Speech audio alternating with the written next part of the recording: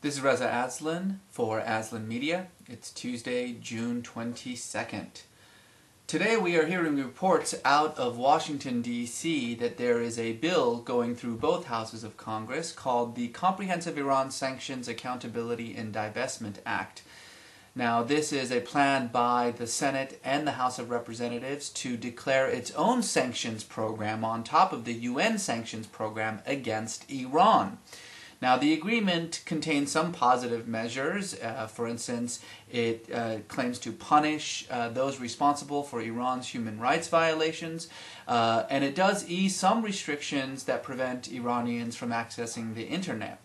The problem, however, is that as a blanket sanctions regime, it does threaten to actually hurt the Iranian people themselves, especially at a time in which the Green Movement, as I have written recently in the Daily Beast, is still very much alive and still very influential in delegitimizing the Iranian regime.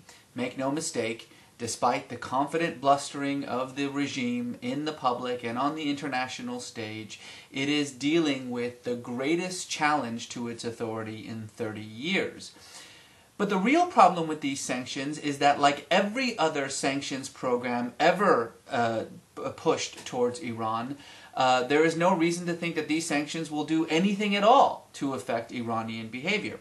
On the contrary, by continuing to further isolate Iran, economically and internationally, all we're doing is laying the groundwork for the totalitarian regime there, the authoritarian dictatorship that is forming in Iran, to gain even more and more power.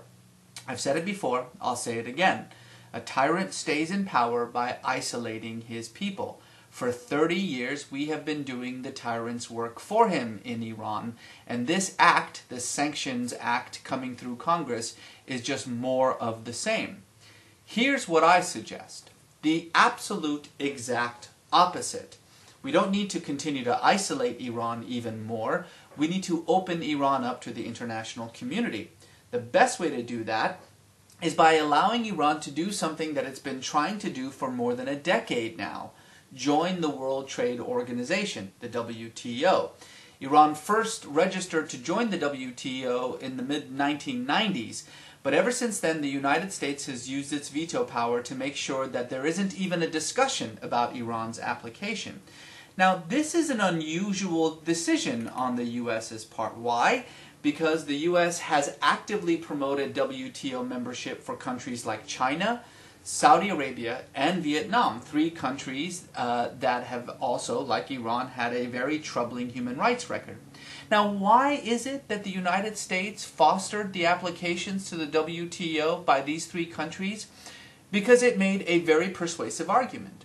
It said that by joining the WTO, these countries will be forced to undergo certain economic reforms that would then open up the path to political reforms. Certainly that's happened in China. We all know that China is not a democracy, it's still a communist country.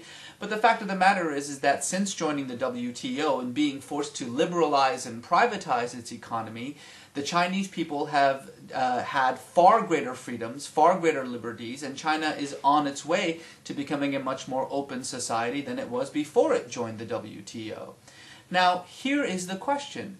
Why is it that the U.S. can make that argument that economic liberalization can lead to political freedoms when it comes to Saudi Arabia, when it comes to China, when it comes to Vietnam, but not when it comes to Iran? Is there a double standard here? Probably. The fact is that WTO membership in Iran, something that Iran desperately wants, would force it to undergo certain economic reforms that would inevitably result in political reforms. And the more Iran has to open itself up to the international community, the more it will have to change its human rights policies in order to maintain its trade relationships. Think about it this way. The U.S. is desperately trying to figure out how to punish Iran for its bad behavior. But you can't punish a country when you have no relationship to that country. That's what membership in the WTO would change. Because Iran would then be reliant on trade relations with the rest of the world, it cannot continue to do the things that it does now. If it were to clamp down on a pro-democracy protest, to murder and rape people in prisons, then it would lose those trade relationships that it has under the WTO, something that it couldn't afford to do. In other words, allowing Iran to join the WTO will give the United States some leverage over Iran. It will allow us to punish Iran when it does things that we find to be egregious, like its human rights violations. So, in other words, this act coming through Congress is going to do the exact opposite of what it's supposed to do. Far from changing Iran's behavior, it will just entrench Iran's dictatorship in power. We need to do the opposite. Force Iran open to the rest of the community, allow it to have investment from the international markets, allow it to have access to the free market, create a strong, stable middle class in Iran, and political reform will follow on its heels. That's a guarantee. For Aslan Media, I'm Reza Aslan.